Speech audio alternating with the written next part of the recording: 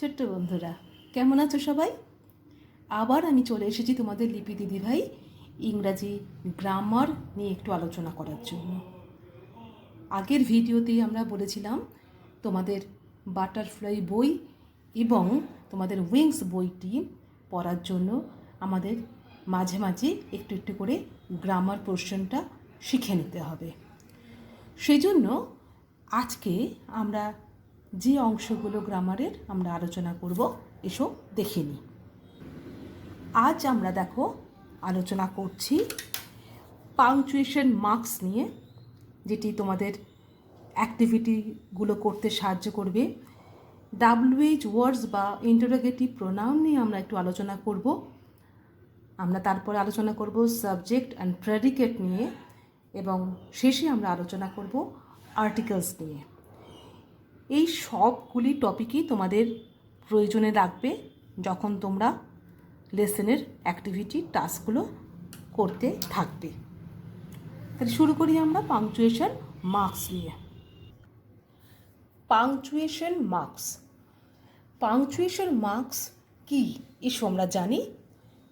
বাংলার মতো ইংরাজিতেও বাক্য লেখার সময় বাক্য বা সেন্টেন্সের সঠিক অর্থ প্রকাশ করার জন্য সেন্টেন্সের বিভিন্ন অংশের মধ্যে, অর্থাৎ পার্টস অফ সেন্টেন্স অথবা সেন্টেন্সের শেষে কতগুলো চিহ্ন ব্যবহৃত হয়। এই চিহ্নগুলোকেই বলা হয় পাংচুয়েশন মার্কস বা জ্যোতি চিহ্ন বা বিরাম চিহ্ন। তার মানে কি?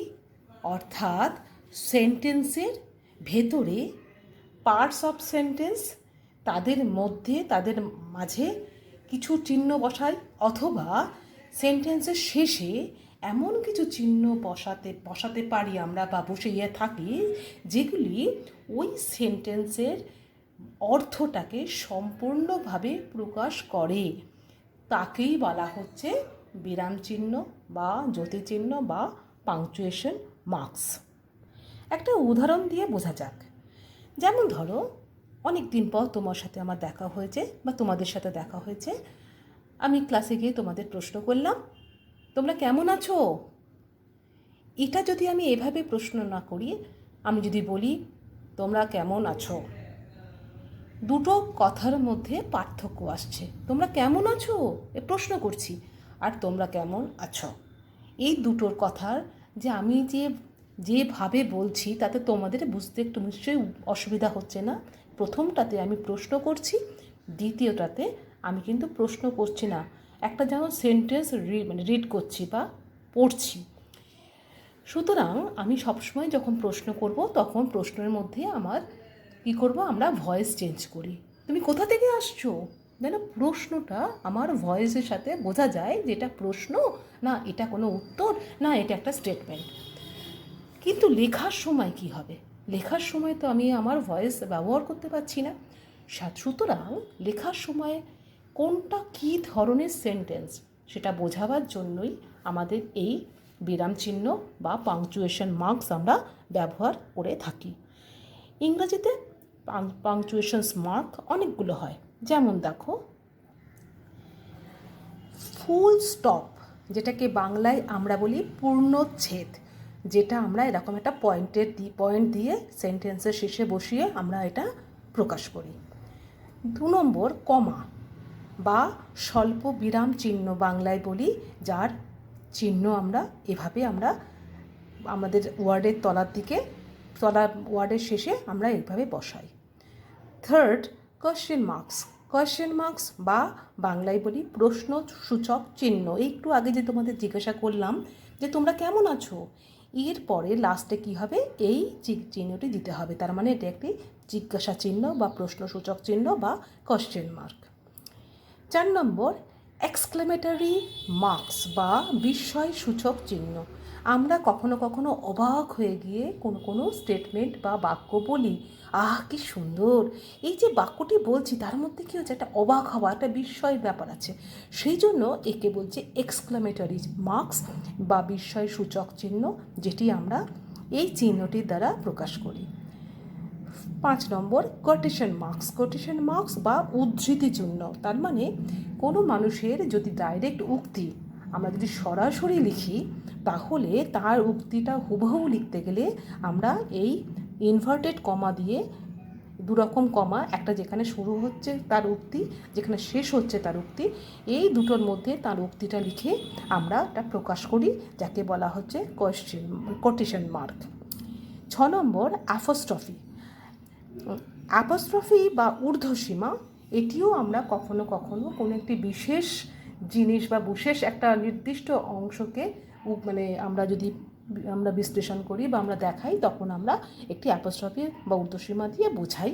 বা কখনো কখনো আবার আমরা, তোমরা দেখেছো আই ডোন্ট নো, এই যে ডু নট নো আর ডোন্ট নো, এটাকে যে আমি ছোট করে ফেললাম, সেই ছোট করার সময়ও আমরা এই ঊর্ধ্বসীমা বা অ্যাপোস্ট্রফি ব্যবহার করি।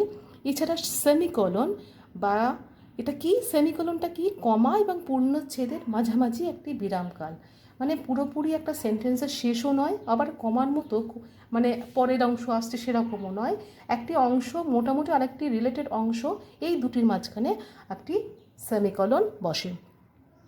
কোলন, কোলন চিহ্ন, এটিও এরকম চিহ্ন, যে চিহ্নটি দিয়ে একটি কি করা হয়, একটি মানে তার এক্সটেনশন বা তার মানে বাইরের পরের অংশটাকে নির্দেশ করা হতে পারে এই কোলন চিহ্ন দিয়ে।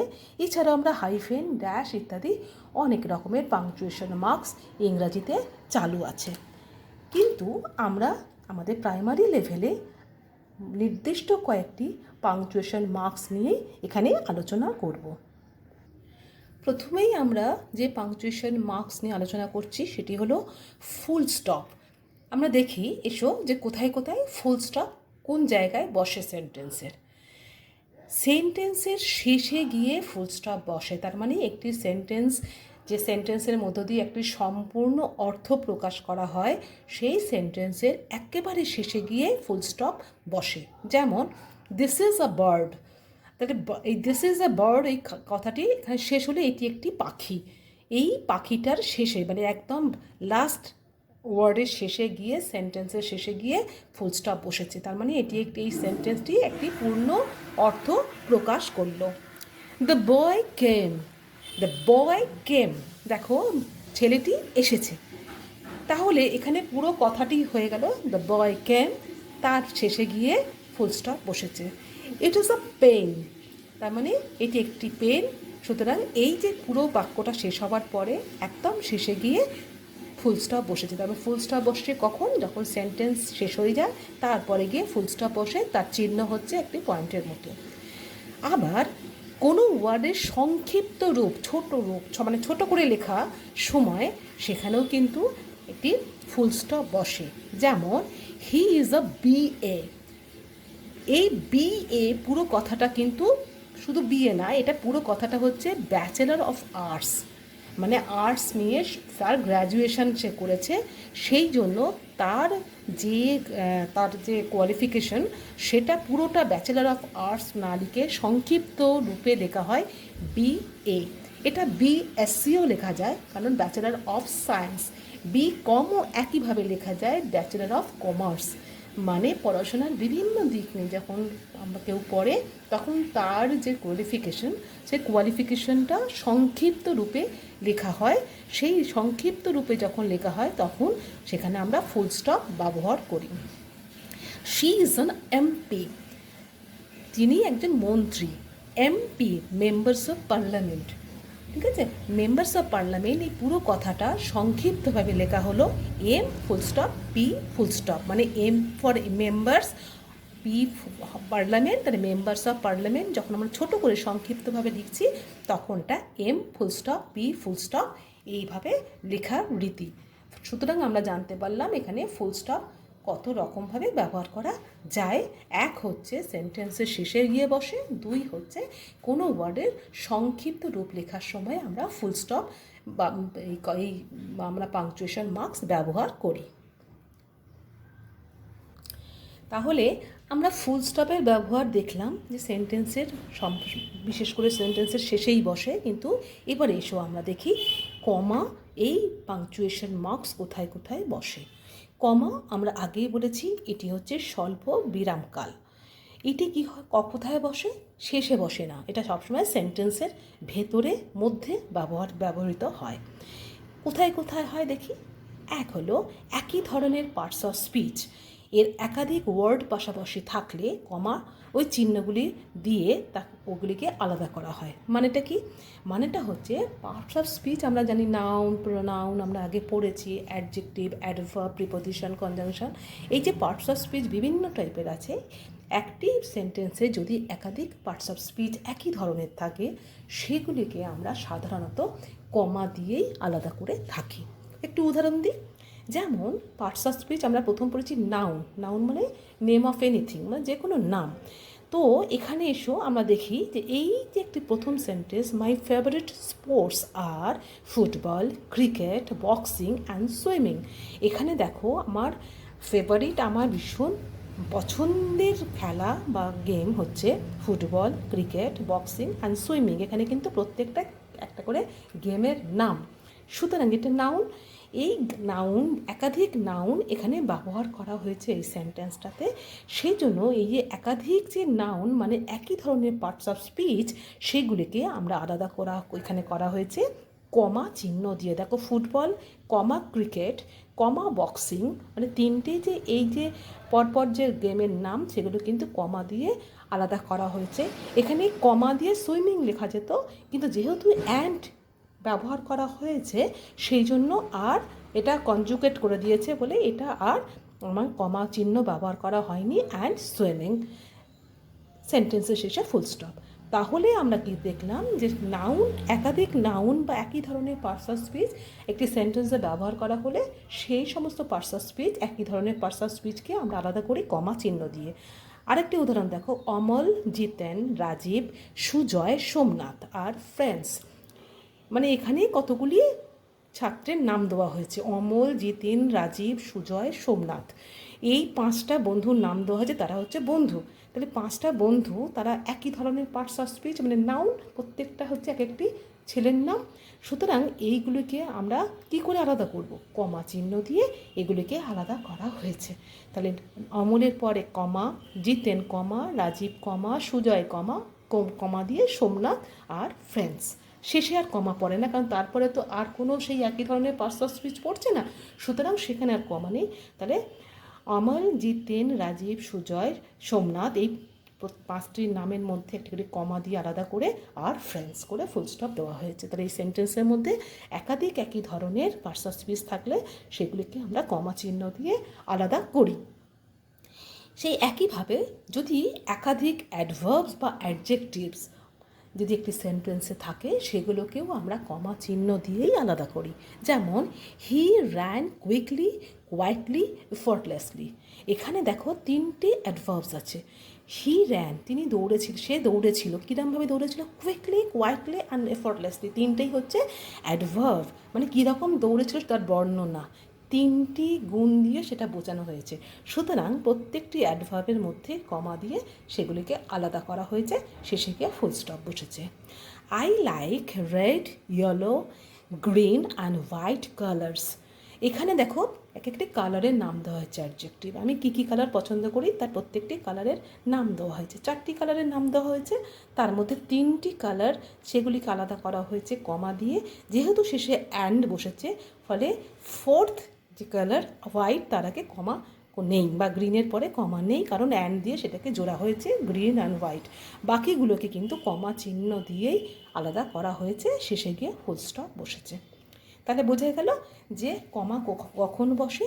যখন একটি সেন্টেন্সে একই ধরনের পার্টস অফ স্পিচ একাধিক থাকে, সেই পার্টস অফ স্পিচকে আলাদা করার জন্য কমা চিহ্নটি ব্যবহার করা হয়।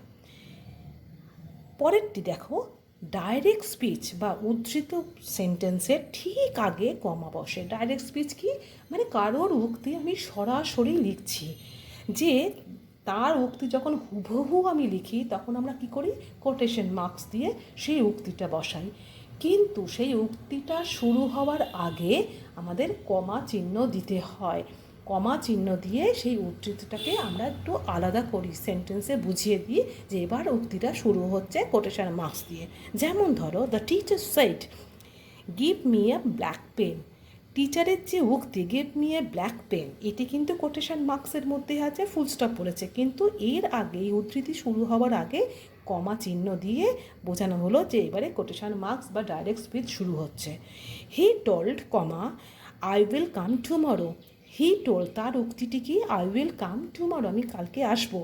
সুতরাং যে তার যে ডাইরেক্ট উক্তি সেটাকে আমি কোটেশন মার্কস দিয়ে যখন শুরু করছি তখন তার ঠিক আগে একটি কমা চিহ্ন দিয়ে ডাইরেক্ট স্পিচটাকে আলাদা করা হলো। তাহলে দুটি আমরা ক্ষেত্রে দেখলাম কমার ব্যবহার। থার্ড ক্ষেত্রে আমরা দেখি কমার ব্যবহার কখন? যখন দুটি স্বাধীন সেন্টেন্সকে কনজুগেশন দিয়ে আলাদা করা হয়। দুটি স্বাধীন সেন্টেন্সকে কনজুগেশন দিয়ে আলাদা করার সময় কমা ব্যবহার করা হয়। যেমন ধরো, he is poor comma but his friend is rich. এখানে বাট কথাটি হচ্ছে একটা কনজুগেশন, সেটা দিয়ে দুটি সেন্টেন্সকে কিন্তু জোড়া হয়েছে। সেই যখন জোড়া হয়েছে এই কনজুগেশন দিয়ে, তখনও কিন্তু কমা চিহ্ন দিয়ে কখনো কখনো ব্যবহার করা হয়। সুতরাং আমরা কমার ব্যবহার, কমা পাংচুয়েশন মার্কসটির ব্যবহার আমরা দেখলাম তিনটি ক্ষেত্রে আপাতত আমরা দেখলাম। একটি হচ্ছে একই ধরনের পার্টস অফ স্পিচ একটি সেন্টেন্সে থাকলে সেই পার্টস অফ স্পিচের মধ্যে কমা ব্যবহার করা হয়। 2 নম্বর, যখন কোনো একটি ডাইরেক্ট স্পিচ আমরা লিখি তখন ঠিক ডাইরেক্ট স্পিচ শুরু হওয়ার আগেই কমা দেওয়া রীতি আছে। 3 নম্বর, যখন দুটি স্বাধীন সেন্টেন্সকে কনজুগেশন দিয়ে আমরা জুড়ে দিই তখনও তার মধ্যে একটি কমা দিয়ে কনজুগেশন বসে, মানে ওটি একটি পার্টস অফ স্পিচ, যেটা আমরা পরে পড়ব। সেই পার্টস অফ স্পিচের আগে আমরা একটি কমা চিহ্ন বসাই।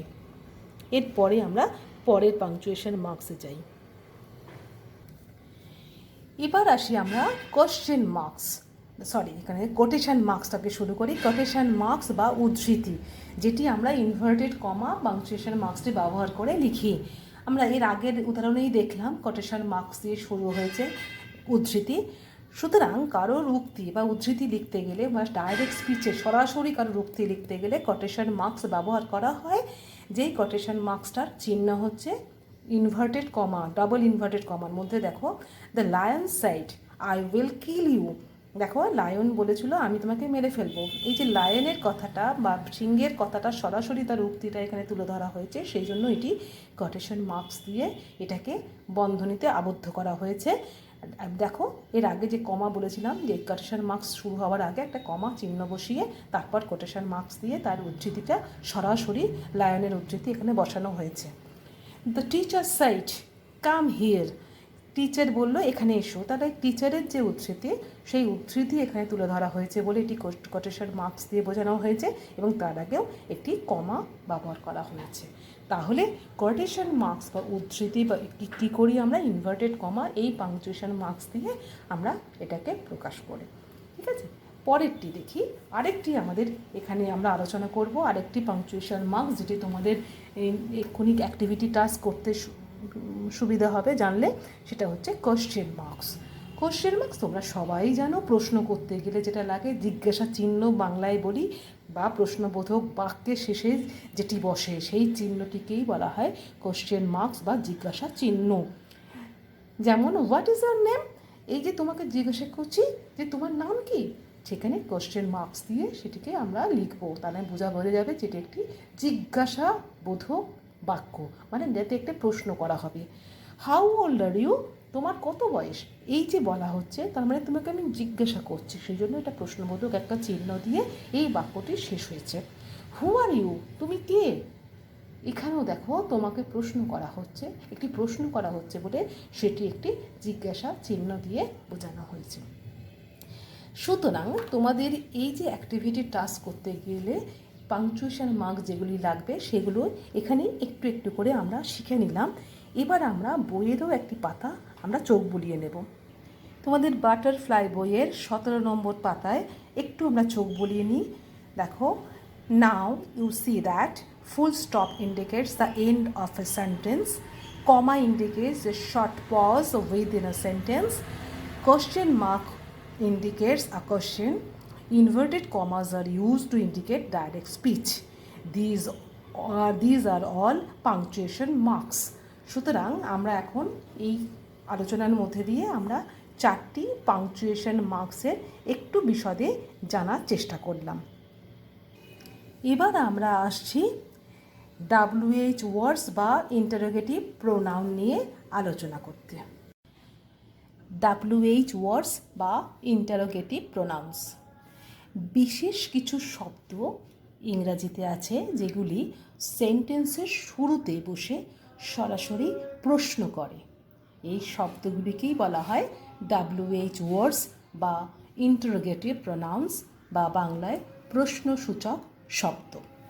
এসো আমরা দেখি কত ধরনের এই WH ওয়ার্ডস ইংরাজিতে ব্যবহৃত হয়। দেখো, প্রথমেই আছে হু। হু বাংলায় তার মানে হচ্ছে কে। এই হু বসে পিপল বা পার্সনের জন্য, যেটি সাবজেক্ট হিসেবে ব্যবহৃত হয়। সেন্টেন্সের যে ভার্ব তার সাবজেক্ট। ঠিক আছে, দেখি ব্যবহারটা কীরকম। হু ইজ দেয়ার, দেখো হু ব্যবহার করেছে হু ইজ দেয়ার, ওখানে কে, সেখানে কে, হু আর ইউ, তুমি কে। সুতরাং এখানে আর ইজ এই দুটি টু বি ভার্বের এখানে সাবজেক্ট হিসেবে হু ব্যবহৃত হয়েছে। সুতরাং এটি একদম সেন্টেন্সের প্রথমেই বসে জিজ্ঞাসা করছে, সেই জন্য এটি একটি WH ওয়ার্ড। সেকেন্ড, হুম মানে কাকে। এখানেও তাই হুম ব্যবহার করা হয় পিপল বা পার্সনের জন্য, যেটি ভার্ব, যে সেন্টেন্সের যে ভার্ব বা সেন্টেন্সে যদি কোনো প্রিপোজিশন ব্যবহার করা হয় তার অবজেক্ট হিসেবে কাজ করে। যেমন হুম ডু ইউ ওয়ান্ট, তুমি কাকে চাও। সুতরাং এখানে ভার্ব ওয়ান্ট, তার অবজেক্ট হচ্ছে হুম।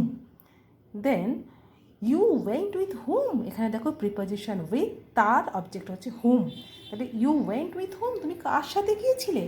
সুতরাং এখানেও দেখো এই WH এই কোশ্চেনটা এখানে ব্যবহার করা হচ্ছে, WH কোশ্চেনটা হুম এই শব্দটি এখানে ব্যবহার করা হয়, ফলে এটি একটি WH ওয়ার্ডস। Third, what. হোয়াটটা মানে কি, তোমরা যেটা বারবারই ব্যবহার করো হোয়াট। সুতরাং হোয়াটটাকে কোথায় ব্যবহার করা হয়, কোনো ইনফরমেশান চাওয়ার জন্য। দেখো ইনফরমেশান কোনো ব্যক্তির ইনফরমেশান হতে পারে, কোনো জিনিসের ইনফরমেশান হতে পারে, অথবা কোনো জীবজন্তুরও সম্পর্কেও কোনো তথ্য বা ইনফরমেশান হতে পারে। সেই জন্য আমরা হোয়াট দিয়ে শুরু করি সেই প্রশ্ন। হোয়াট ইজ দ্যাট, ওটা কি। হোয়াট ইজ ইয়োর নেম, তোমার নাম কি। হোয়াট ইজ ইয়োর ফাদার, তোমার বাবা কি করে। সুতরাং দেখো প্রত্যেকটিতে WH এই ওয়ার্ডসগুলো দিয়ে WH ওয়ার্ডস হোয়াট এই শব্দটি ব্যবহার করা হয়েছে এই প্রশ্নের ক্ষেত্রে।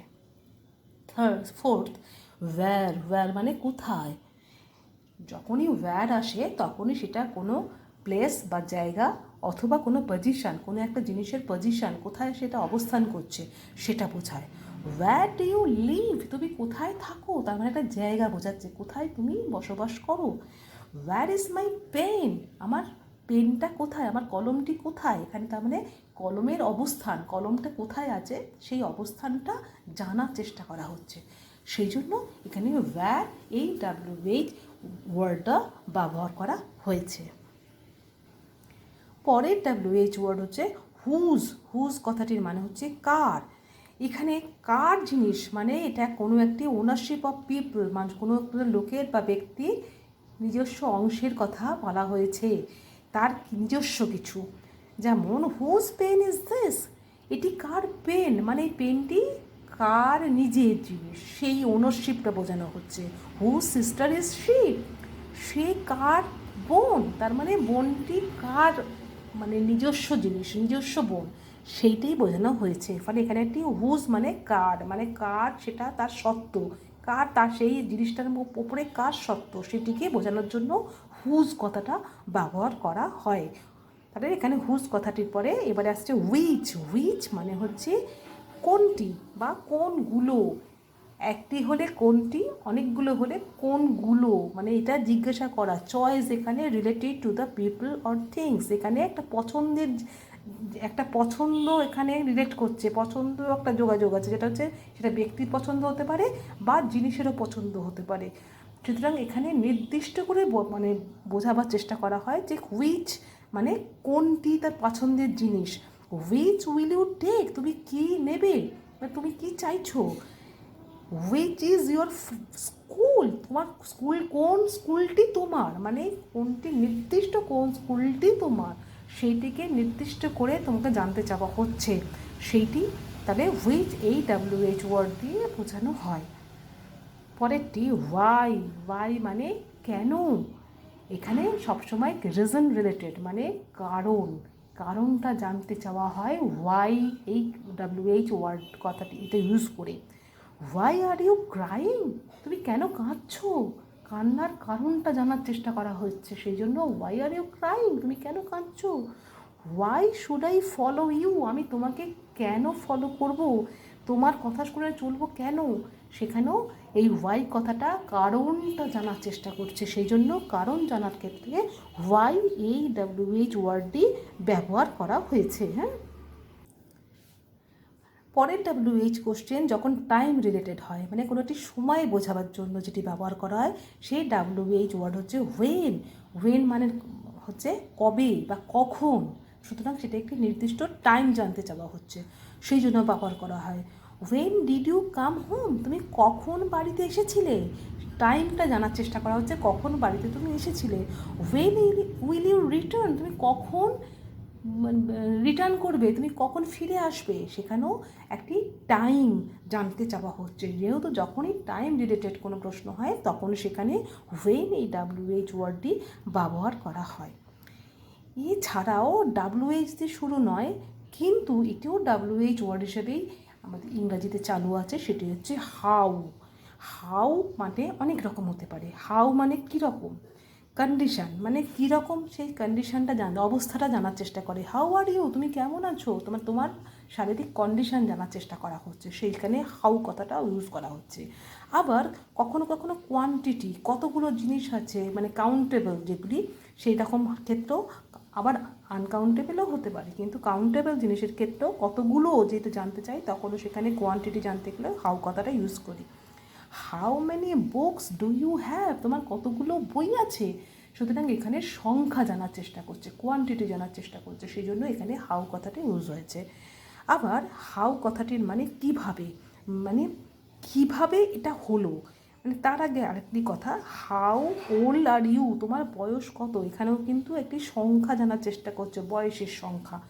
আর কিভাবে এই কথাটি আমরা ব্যবহার দেখছি, হাউ ওয়াজ ইউর এক্সাম, তোমার পরীক্ষা কেমন হয়েছিল, তোমার পরীক্ষা কীরকম ছিল, সেটাও কিন্তু হাউ কথাটা দিয়ে আমরা প্রশ্নটা করি। সুতরাং এখানেই আমরা আজকে যেগুলো দেখতে পেলাম WH ওয়ার্ডস বা ইন্টারোগেটিভ প্রোনাউন্স, সেগুলি সেন্টেন্সের শুরুতে জেনারেলি বসে সরাসরি প্রশ্ন করে, এবং এই WH ওয়ার্ডস ইংরাজিতে অনেক রকমেরই হতে পারে। তার মধ্যে আমরা দেখতে পেলাম হু মানে কে, হুম মানে কাকে, হোয়াট মানে কি, ওয়্যার মানে কোথায়, হুজ মানে কার, হুইচ মানে কোনটি বা কোনগুলো, ওয়াই মানে কেন, ওয়েন মানে কবে বা কখন, হাউ মানে কীরকম বা কতগুলো বা কীভাবে ইত্যাদি বোঝায় বা ইত্যাদি নিয়ে প্রশ্ন করে, সেগুলি হচ্ছে WH ওয়ার্ডস। এরপরে আমরা পরের আলোচনায় যাব, সেটি হলো subject and predicate. Subject and predicate এই আলোচনায় আসার আগে আমাদের একটু চোখ বুলিয়ে নিতে হবে যে সেন্টেন্স কাকে বলে, কারণ সাবজেক্ট প্রেডিকেট সেন্টেন্সেরই অংশ, সুতরাং আমরা এসব চোখ বুলিয়ে নিই সেন্টেন্স কাকে বলে। তাহলে সেন্টেন্স কি, দেখো লেখা, a sentence is a group of words that expresses a complete thought, একটি সম্পূর্ণ চিন্তাভাবনা প্রকাশ করার জন্য যখন ওয়ার্ডের কিছু সমষ্টি একসাথে হয় তখনই তাকে বলা হয় sentence. A sentence always begins with a capital letter and usually ends with a full stop. Sentence সাধারণত ক্যাপিটাল লেটার দিয়ে শুরু হয় এবং শেষ হয় একটি ফুল স্টপ দিয়ে। তার মানে একাধিক শব্দ বা ওয়ার্ড পাশাপাশি বসে একটি সম্পূর্ণ অর্থ বা মনের ভাব প্রকাশ করলে সেই শব্দ সমষ্টিকে আমরা বলি সেন্টেন্স বা বাক্য। সেন্টেন্স ইংরাজিতে সবসময় বড় হাতের অক্ষর দিয়ে শুরু করা হয় এবং বাক্যের শেষে এখানে ফুল স্টপ বসে। যেহেতু আমরা পাংচুয়েশন মার্কস শিখেছি, আমরা দেখেছি ফুল স্টপ ছাড়াও একেবারে শেষে গিয়ে কখনো কখনো জিজ্ঞাসা চিহ্নও বুঝতে পারে একটি সেন্টেন্সের, তাই তো। তাহলে এটি হলো সেন্টেন্স। এবার এসো আমরা দেখি মোটামুটিভাবে সেন্টেন্স একটু উদাহরণ দিই। যদিও আমরা বলেছি সেন্টেন্স গ্রুপ অফ ওয়ার্ডস বা শব্দ সমষ্টি, কখনো কখনো একটি ওয়ার্ড দিয়েও সেন্টেন্স হতে পারে। যেমন যেমন ধরো গো মানে যাও, একটা কথাতেই তোমাদের যদি বলি গো, তোমরা বুঝে যাবে যে কি করতে হবে, সম্পূর্ণ একটি অর্থ প্রকাশ করা যায়। রাইট মানে লেখো, তার মানে সেটিও একটি অর্থ প্রকাশ করলো, সম্পূর্ণ অর্থ প্রকাশ করলো। রান দৌড়ো, এটিও একটি সম্পূর্ণ অর্থ প্রকাশ করলো। স্লিপ ঘুমো, এটি সম্পূর্ণ অর্থ। স্টপ থামো, কাম এসো, জাম্প লাফাও, ওয়েলকাম আমরা সবসময় এটা ইউজ করি, তোমরাও খুব ইউজ করো। ওয়েলকাম মানে স্বাগত, সেটাও একটি সম্পূর্ণ অর্থ প্রকাশ করে। বাই মানে টাটা, আমরা যেটা বলি যে বিদায় সম্ভাষণ, সেটিও কিন্তু একটি শব্দ দিয়ে বোঝানো হয়। ইনাফ অনেক হয়েছে, যথেষ্ট হয়েছে, সেটাও একটি শব্দ দিয়ে বোঝানো যাচ্ছে। লেসন শোনো, এগুলি প্রত্যেকটি দেখো এক একটি শব্দ, কিন্তু একটি শব্দ দিয়েই একটা করে সেন্টেন্স তৈরি হতে পারে এবং একটি সম্পূর্ণ অর্থ প্রকাশ করতে পারে। সুতরাং একটি শব্দ দিয়েও কিন্তু সেন্টেন্সের উদাহরণ অনেক আছে। এবার আমরা দেখি দুটি শব্দ দিয়েও সেন্টেন্সের উদাহরণ। কাম হিয়ার এদিকে এসো, দেখো দুটি শব্দ, তাতে একটি সেন্টেন্স তৈরি হয়ে গেছে। টেক দিস এটা নাও, এটাও একটা দুটো শব্দ দিয়ে একটি সেন্টেন্স তৈরি হয়েছে। গুড মর্নিং এটাও দুটো শব্দ দিয়ে একটি সেন্টেন্স তৈরি হয়েছে, আমরা সুপ্রভাত বলি। ইয়েস স্যার হ্যাঁ মহাশয়, এটাও দুটো শব্দ দিয়ে একটি পূর্ণ বাক্য তৈরি হয়েছে। লুক হিয়ার এখানে দেখো, এটিও দুটো শব্দ দিয়ে একটি বাক্য তৈরি হয়েছে। গো আপ উপরে যাও, এটিও দুটো শব্দ দিয়ে বাক্য তৈরি হয়েছে। বি রেডি তৈরি হয়ে নাও, এটিও দুটি শব্দ দিয়ে বাক্য তৈরি হয়েছে। টু মাচ বড্ড বেশি, এটাও দুটো শব্দ দিয়ে বাক্য তৈরি হয়েছে, কিন্তু এর প্রত্যেকটিরই পাশে একটা করে ফুল স্টপ বসবে, কারণ এগুলি এক একটা করে সেন্টেন্স। বি সাইলেন্ট চুপ করো, এটিও একটি সেন্টেন্স।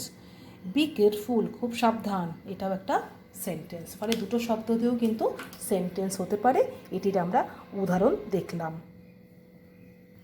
এবার আমরা এসে দেখি সেন্টেন্সের বিভিন্ন অংশ।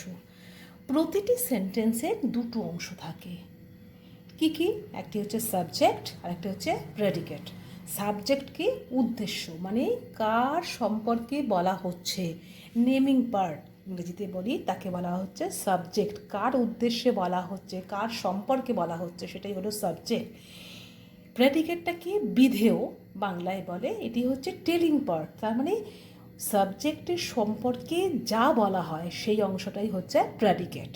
তাহলে একটি সেন্টেন্সে কারোর সম্পর্কে বলা হয় সেটা হলো সাবজেক্ট তিনি, আর যা যা বলা হয় সেটি হলো প্রেডিকেট। উদাহরণ দিয়ে যদি এসব বুঝে নিই। Sentence it is a pen, এটি একটি কলম, এটা একটি পূর্ণ সেন্টেন্স। এখানে কি সাবজেক্ট কি, কার সম্পর্কে বলা হচ্ছে? ইট, এটা যদিও প্রোনাউন, ইট এটি হচ্ছে সাবজেক্ট, এবং সাবজেক্ট সম্পর্কে কি বলা হয়েছে? এটি একটি পেন, মানে এই সাবজেক্টটা হচ্ছে একটি কলম। তাহলে সাবজেক্ট সম্পর্কে যা যা বলা হয়েছে ইজ এ পেন, বাকি পার্টটা হয়ে গেল predicate. I have a dog, আমার একটি কুকুর আছে। এখানে সাবজেক্ট কি, কার সম্পর্কে বলা হয়েছে? আমার সম্পর্কে, তার মানে আই হয়ে গেলাম এখানে সাবজেক্ট। আমার সম্পর্কে কি বলা হয়ে গেছে? আই হ্যাভ এ ডগ, মানে আই কি করেছে? হ্যাভ এ ডগ, একটি ডগ তার আছে, তার মানে আই যদি সাবজেক্ট হয় তার সম্পর্কে যা যা বলা হয়েছে সেটা প্রেডিকেট, মানে হ্যাভ এ ডগ এটা হচ্ছে predicate. You are a girl, তুমি একজন বালিকা। এখানে সাবজেক্টকে কার সম্পর্কে বলা হয়েছে? ইউ, তুমি, তোমার সম্পর্কে বলা হয়েছে, সো ইউ হচ্ছে সাবজেক্ট, এবং ইউ সম্পর্কে কী কী বলা হয়েছে? আর a girl, R a girl মানে এটি হচ্ছে প্রেডিকেট, মানে যা যা ইউ সম্পর্কে বলা হয়েছে, তোমার সম্পর্কে বলা হয়ে গেছে, সেটি হচ্ছে বিধেয় বা প্রেডিকেট। রাজ রিডস বুক, রাজ বই পড়ে। এখানে কার সম্পর্কে বলা হয়েছে? রাজের সম্পর্কে, সুতরাং রাজ হচ্ছে সাবজেক্ট, আর রাজ সম্পর্কে কি বলা হয়েছে? রিডস বুক, বই পড়ে, সুতরাং রিডস বুক এটা হচ্ছে predicate. The milk is good for health, এখানে বলছে দুধ শরীরের পক্ষে, স্বাস্থ্যের পক্ষে ভালো। তাহলে এখানে কার সম্পর্কে বলা হচ্ছে? দ্য মিল্ক, দুধের সম্পর্কে সব বলা হচ্ছে। সো দ্য মিল্ক হচ্ছে সাবজেক্ট, যা বলা হচ্ছে ইজ গুড ফর হেলথ, সেটা হয়ে গেল predicate. The grass is green, ঘাস হচ্ছে সবুজ, এখানে কার সম্পর্কে বলা হচ্ছে? গ্রাস, মানে ঘাস। তাহলে সো গ্রাস, দ্য গ্রাস হচ্ছে সাবজেক্ট, যা বলা হচ্ছে ইজ গ্রিন, সেটা হচ্ছে predicate. Kolkata is a big city, Kolkata হচ্ছে একটি বড় শহর, সুতরাং এখানে কার সম্পর্কে বলা হচ্ছে? কলকাতা শহরের সম্পর্কে বলা হচ্ছে। সো কলকাতা এখানে সাবজেক্ট, আর প্রেডিকেট হচ্ছে is a big city. The sun rises in the east, সূর্য ওঠে পূর্ব দিকে, কার সম্পর্কে বলা হচ্ছে? দ্য সান, সুতরাং দ্য সান হচ্ছে সাবজেক্ট, আর বাকি কথাটা যা যা বলা হচ্ছে রাইজেস ইন দ্য ইস্ট, সেটা হচ্ছে predicate. The cow gives us milk, গরু আমাদের দুধ দেয়, কার সম্পর্কে বলা হচ্ছে? গরু। কে দেয়? গরু দুধ দেয়, সুতরাং গরুটি হচ্ছে সাবজেক্ট, আর বাকি কথাটা তার সম্পর্কে যা যা বলা হলো গিভস আস মিল্ক, সেটা হচ্ছে প্রেডিকেট। আ পাপি হ্যাজ 4 legs, কুকুরছানার 4টি পা আছে, এখানে কার সম্পর্কে বলা হচ্ছে? আ পাপি, তাহলে সো এ পাপি হচ্ছে সাবজেক্ট, আর তার সম্পর্কে বলা হচ্ছে হ্যাজ 4 legs, সেটি হলো তার প্রেডিকেট। সো ওই সেন্টেন্সের প্রেডিকেট। অর্থাৎ ওপরের আমরা উদাহরণ থেকে বুঝতে পারলাম সেন্টেন্সে যার সম্পর্কে, সেটি ব্যক্তি হতে পারে, বস্তু হতে পারে, জীবজন্তু হতে পারে, যার সম্পর্কেই কিছু বলা হয় তাকেই বলা হয় সাবজেক্ট। এবং সেন্টেন্সের যে অংশ সাবজেক্ট সম্পর্কে এক বা একাধিক শব্দ বা ওয়ার্ড দ্বারা কিছু বলে, সেই অংশটাকেই বলা হচ্ছে প্রেডিকেট। তাহলে সাবজেক্ট আর প্রেডিকেট এই দুটি অংশের মধ্যে তোমরা প্রভেদটা বুঝতে পারলে। তাহলে আমরা এখান থেকে সিদ্ধান্ত নিতে পারি যে সেন্টেন্স তৈরি হয়, সেন্টেন্স মানে complete meaning of a sentence, মানে একটি বাক্যের সম্পূর্ণ অর্থ প্রকাশ করে সেন্টেন্স, সেটি তৈরি হয় কী কী দিয়ে? এক হচ্ছে সাবজেক্ট মানে হু অথবা হোয়াট, কে বা কি, মানে ওই সেন্টেন্সের কে করছে বা কে বলছে, কি বলছে, মানে কী সম্পর্কে বলা হচ্ছে সেটা হচ্ছে সাবজেক্ট, যার সম্পর্কে বলা হচ্ছে, প্লাস প্রেডিকেট, এবং তার সাথে যখন প্রেডিকেট মানে সাবজেক্টের যে অ্যাকশন পার্ট বা টেলিং পার্ট, সেই দুটো মিলেই একটা সেন্টেন্সের কমপ্লিট মিনিং প্রকাশিত হয়। সুতরাং সেন্টেন্স সবসময় এই দুটো পার্ট নিয়ে তৈরি হয়, মনে রাখতে হবে। একটা সাবজেক্ট যার সম্পর্কে বলা হয়, আর একটা প্রেডিকেট সাবজেক্ট সম্পর্কে যা যা বলা হয়। এই দুটো অংশ সাবজেক্ট অ্যান্ড প্রেডিকেট নিয়ে তৈরি হয় সেন্টেন্স। কেমন? এবার আমরা আজকের আলোচনার শেষ পার্টে যাব, যা হলো আর্টিকেলস। আর্টিকেলস বা নির্দেশক পদ, এটি নিয়ে আমরা আলোচনা করে আজকের ভিডিওটি শেষ করব। চলো যাওয়া যাক। আর্টিকেলস বা বাংলায় যাকে বলে নির্দেশক পদ, সেটি কি? কোনো একটি ব্যক্তি বা বস্তুকে অনির্দিষ্ট বা নির্দিষ্টভাবে নির্দেশ করে যে ওয়ার্ড, সেই ওয়ার্ডকেই বলা হয় আর্টিকেল।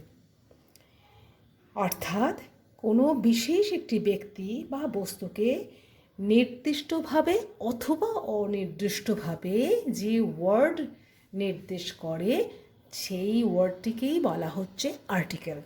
ইংরেজিতে আর্টিকেল 3টি, এ, অ্যান এবং দি, এগুলি হলো ইংরেজিতে 3টি আর্টিকেলস।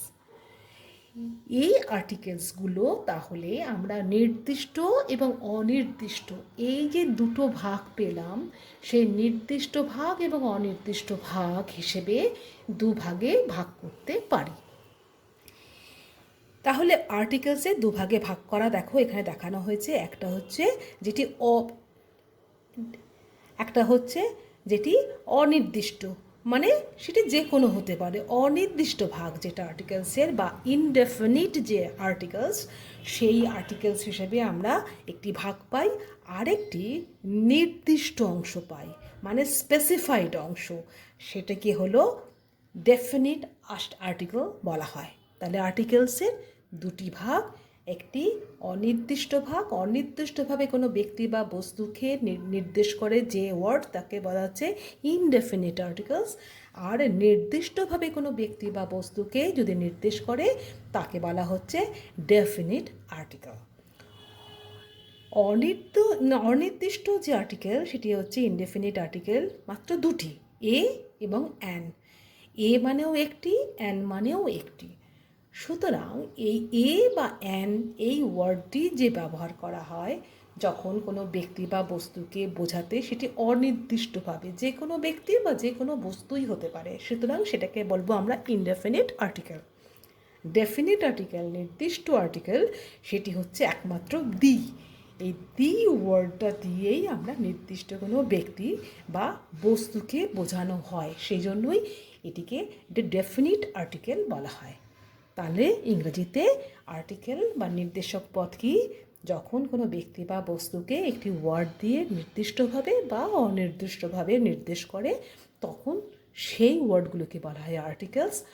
আর্টিকেলস ব্যবহার অনুযায়ী দুরকম, একটা হচ্ছে ইনডেফিনিট আর্টিকেলস, একটা হচ্ছে ডেফিনিট আর্টিকেলস। ইনডেফিনিট আর্টিকেলস মানে যেটা অনির্দিষ্টভাবে, আনস্পেসিফাইডভাবে কোনো ব্যক্তি বা বস্তুকে বোঝালে সেটাকে বলা হচ্ছে ইনডেফিনিট আর্টিকেলস। ইংরেজিতে ইনডেফিনিট আর্টিকেলস দুটি, এ এবং অ্যান। এবং ডেফিনিট আর্টিকেলস হচ্ছে নির্দিষ্টভাবে যখন কোনো বস্তু বা ব্যক্তিকে নির্দেশ করে সেই আর্টিকেলটিকে বলা হচ্ছে ডেফিনিট আর্টিকেলস। ডেফিনিট আর্টিকেলস মানে স্পেসিফাইড যে আর্টিকেল, সেটি হচ্ছে ইংরেজিতে দি এই ওয়ার্ডটি দ্বারা নির্দেশ করা হয়। প্রথমে আমরা দেখি ইনডেফিনিট আর্টিকেলস কি। এ অ্যান আগেই বলা হয়েছে, এই দুটি আর্টিকেল কোনো নির্দিষ্ট ব্যক্তি বা বস্তুকে বোঝায় না, সেই জন্য এই দুটিকে ইনডেফিনিট আর্টিকেল বলা হয়। অর্থের দিক থেকে অর্থাৎ মানের দিক থেকে এ এবং অ্যান দুটোরই কথার মানে হচ্ছে একটি, ফলে এর কোনো পার্থক্য নেই, কিন্তু ব্যবহারের এদের মধ্যে অনেক পার্থক্য লক্ষিত হয়। এসো দেখি আমরা ব্যবহারের দিক থেকে এদের মধ্যে কী কী পার্থক্য রয়েছে। প্রথমেই দেখি যে এ কোথায় বসে। যেসব ওয়ার্ডের প্রথম লেটার কনসনেন্ট বা ব্যঞ্জন বর্ণ হয় তাদের আগে এ বসে। আমরা জানি লেটারের দুটি ভাগ আছে, ভাওয়েল অ্যান্ড কনসোনেন্ট। ভাওয়েল আছে পাঁচটা, এ, ই, আই, ও, ইউ। এই পাঁচটা ভাওয়েল ছাড়া বাকি অ্যালফাবেটসগুলোকে বলা হয় কনসোনেন্ট। সুতরাং কোনো ওয়ার্ডের যদি প্রথম লেটার কনসোনেন্ট দিয়ে শুরু হয় তাহলে সেই ওয়ার্ডের আগে একটি বোঝাতে এ শব্দ এই আর্টিকেলটি ব্যবহৃত হয়। যেমন এ বয়, বয় বি কনসোনেন্ট, সো বি এর আগে এ বসেছে, এ বয় মানে একটি বালক। এ কাইট, দেখো কে হচ্ছে কনসোনেন্ট, সো কনসোনেন্ট যেহেতু কে তার আগে এ বসেছে, একটি ঘুড়ি বোঝাতে এখানে এ ব্যবহার করা হয়েছে। তাহলে একটি ওয়ার্ডের প্রথম লেটার যদি কনসোনেন্ট হয় তার আগে এ এই আর্টিকেলটি বসে, অ্যান বসে না। উল্টো দিকে যেসব ওয়ার্ড ভাওয়েল বা স্বরবর্ণ দিয়ে শুরু হয় তাদের আগে অ্যান বসে। আমরা জানি ভাওয়েল কটা আছে ইংরাজিতে? পাঁচটা, এ, ই, আই, ও, ইউ। এই পাঁচটি যদি লেটার কোনো ওয়ার্ডের আগে প্রথমে শুরু হয় তাহলে সেই ওয়ার্ডগুলির আগে একটি বোঝাতে অ্যান এই আর্টিকেল বসে। যেমন অ্যান অ্যাপল, এ দিয়ে শুরু, দেখো এ হচ্ছে ভাওয়েল, সো অ্যান অ্যাপল, অ্যাপেলের আগে অ্যান বসেছে মানে একটি আপেল। অ্যান অ্যান্ট, এ দিয়ে শুরু, সেহেতু এটা যেহেতু ভাওয়েল সুতরাং এর আগে অ্যান বসেছে একটি পিঁপড়ে। অ্যান আমব্রেলা, এখানে দেখাও ইউ বসেছে, ইউ একটি ভাওয়েল, সো আমব্রেলার আগে অ্যান বসেছে একটি ছাতা। আবার কোনো ওয়ার্ডের প্রথম লেটার যদি কনসোনেন্টই হয় তাহলেও তার যদি উচ্চারণ ভাওয়েলের মতো শোনাতে লাগে তাহলে তার আগে এ বসে না বসে অ্যান বসে। মানেটা কি? কোনো একটি ওয়ার্ড, সেই ওয়ার্ডের কিন্তু ফার্স্ট লেটার হচ্ছে কনসোনেন্ট বা ব্যঞ্জন বর্ণ। আমরা আগে কি দেখলাম? ব্যঞ্জন বর্ণ হলে তার আগে এ বসে, কিন্তু এখানে বলা হচ্ছে ফার্স্ট লেটার যদিও কনসোনেন্ট, কিন্তু উচ্চারণ যদি তার ভাওয়েলের মতো হয় তাহলে সেই ওয়ার্ডটির আগে এ না বসে অ্যান বসে। উদাহরণ দিয়ে বুঝে দেখো, অ্যান আওয়ার, এখানে ওয়ার্ডের আগে কি আছে? কনসোনেন্ট এইচ আছে, কিন্তু এইচের উচ্চারণটা এখানে উজ্জ্ব থাকে। বলা হচ্ছে অ্যান আওয়ার, আওয়ারের আগে যেহেতু উচ্চারণ এর মতো উচ্চারণ, ভাওয়েলের মতো উচ্চারণ, সেই জন্য তার আগে অ্যান আর্টিকেলটি বসেছে। অ্যান অনেস্ট, দেখো HONEST, এইচ দিয়ে শুরু, কিন্তু এইচের এখানে উচ্চারণ হয় না, ওয়ের উচ্চারণ আসে, সেই জন্য এই অনেস্টের আগে অ্যান এই আর্টিকেলটি বসেছে। অ্যান MA, অ্যাম, দেখো এম, এ দিয়ে এর উচ্চারণ এম এ, সুতরাং এখানে এম যদিও কনসোনেন্ট, কিন্তু যেহেতু উচ্চারণ ভাওয়েলের মতো সেখানে অ্যান MA বসে। অ্যান MP, সেই একই MP, এটাও ভাওয়েলের মতো উচ্চারণ বলে এখানে এমপির আগে অ্যান এই আর্টিকেলটি বসলো। উল্টো দিকে কোনো ওয়ার্ডের প্রথম লেটার যদি ভাওয়েলও হয়, তার উচ্চারণ যদি কনসোনেন্টের মতো হয়, তাহলে তার আগে অ্যান না বসে এ বসে। আমরা জানি ভাওয়েলের আগে অ্যান বসার নিয়ম দেখেছি, কিন্তু কোনো লেটার ভাওয়েল দিয়ে শুরু হলে তার উচ্চারণ যদি ভাওয়েলের মতো না হয়ে কনসোনেন্টের মতো হয়, তাহলেও তার আগে অ্যান না বসে এ বসবে। যেমন ইউনিভার্সিটি, ইউ মানে এটা হচ্ছে উনতস্ত, এটার আগে ইউনিভার্সিটি বানানটা এরকম, অন্ত্যস্তয়ের হস্যকার, মনে হচ্ছে যেন জফলা হস্যকার আছে, এটা হচ্ছে ইন্তস্তয়ের যেহেতু উচ্চারণ আসছে, এটা একটা কনসোনেন্ট, সেহেতু এখানে ইউনিভার্সিটির আগে এ বসবে।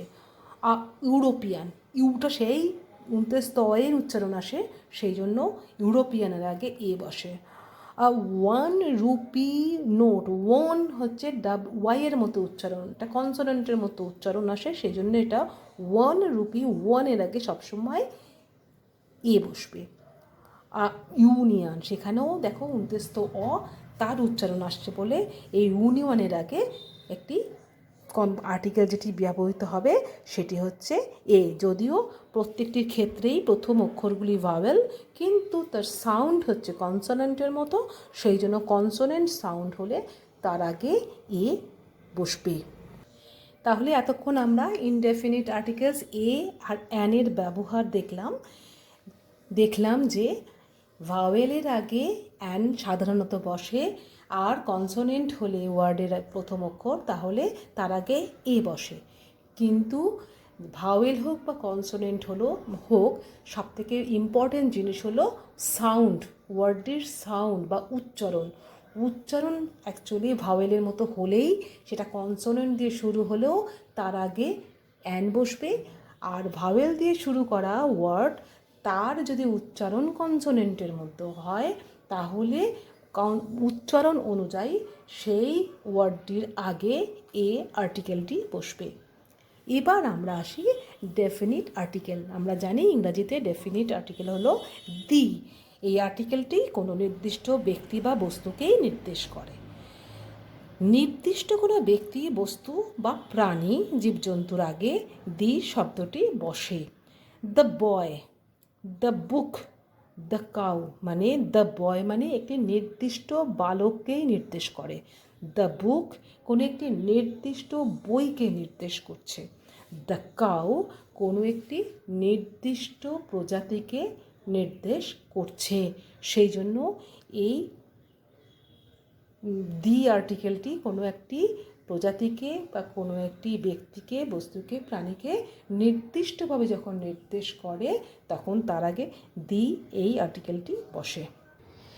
নির্দিষ্ট ব্যক্তি, বস্তু, প্রাণী ছাড়াও নদী, সাগর, উপসাগর, পাহাড়, পর্বত, মরুভূমি, দ্বীপপুঞ্জ, ধর্মগ্রন্থ, সংবাদপত্র, জাতি, ধর্ম, বাজার, বিখ্যাত কোনো ঘটনা ইত্যাদির আগেও দি এই আর্টিকেলটি বসে। উদাহরণ দিয়ে এসো বুঝি।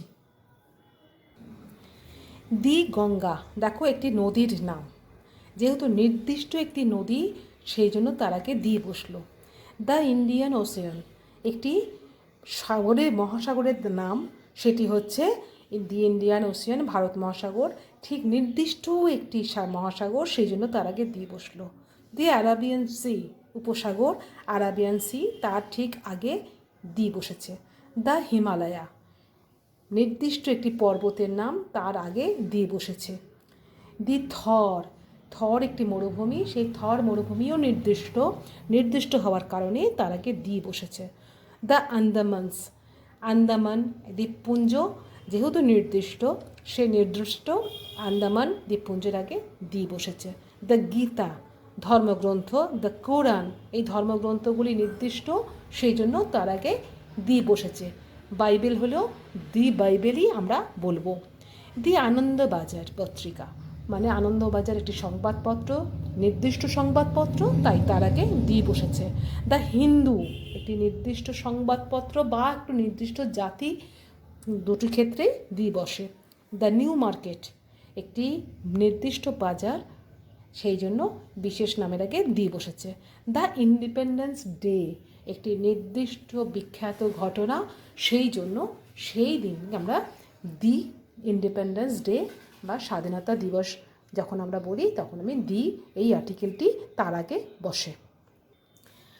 আরেকটি খুব গুরুত্বপূর্ণ জায়গায় দি বসে, সেটি হলো যেসব প্রাকৃতিক বস্তু প্রকৃতিতে একটি মাত্রই আছে সেরকম হলে তার আগে দি বসে, অথবা আমাদের চতুর্দিকে যে দিকগুলো আছে, নির্দিষ্ট দিক, তার নির্দিষ্ট নাম আছে, তার আগেও দি এই আর্টিকেলটি বসে।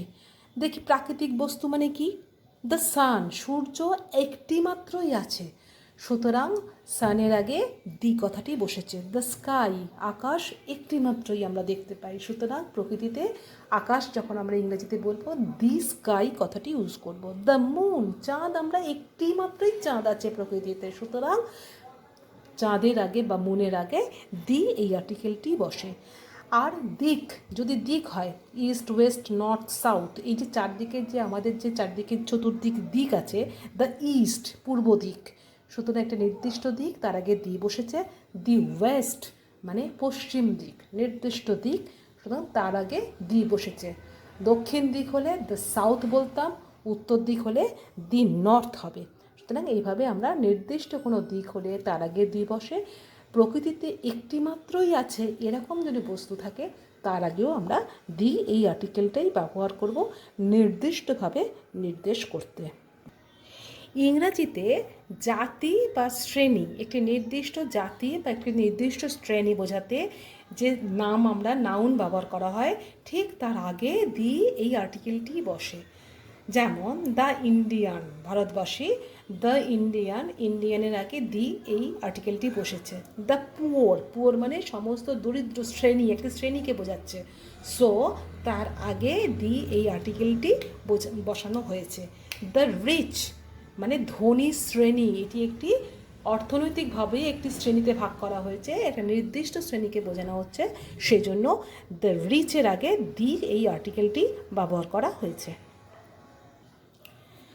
আবার কোনো প্রজাতি বা জাতি বা দেশের ভাষা, নির্দিষ্ট যে ভাষা, সেই ভাষার নামের আগেও দি শব্দটি বসবে কি? ভাষার আগে কিন্তু দি শব্দটি বসবে না, কিন্তু সেই জাতি মানে যে ভাষাটি বলছে যে জাতি, সেই জাতিটি বোঝাতে গেলে তার আগে কিন্তু দি বসে। তার মানে ল্যাঙ্গুয়েজ বা ভাষা, তার আগে দি আর্টিকেলটি বসে না, কিন্তু সেই ভাষাটি যারা বলে সেই জাতি বা প্রজাতি, তাদের নামের আগেই দি এই আর্টিকেলটি বসে।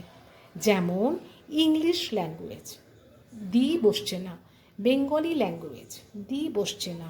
ফ্রেঞ্চ ল্যাঙ্গুয়েজ, এর আগে দি বসার কোনো দরকার নেই, কিন্তু ইংলিশ ল্যাঙ্গুয়েজ কারা বলে? যারা ইংরেজরা। সো যখনই আমি ইংলিশ এইটি একটি জাতি হিসেবে ব্যবহার করলাম, তখন তার আগে কিন্তু দি এই আর্টিকেলটি বসলো। বেঙ্গলি ভাষা হিসেবে তার আগে কোনো দি বসছে না, কিন্তু দ্য বেঙ্গলি যখন পুরো বাঙালি জাতিকে বোঝানো হচ্ছে, তখন দি বেঙ্গলির আগে দি এই আর্টিকেলটি বসলো। ফ্রেঞ্চ কথাটি একটা, ফ্রেঞ্চ হচ্ছে ল্যাঙ্গুয়েজ, কিন্তু কারা বলে ফরাসিরা।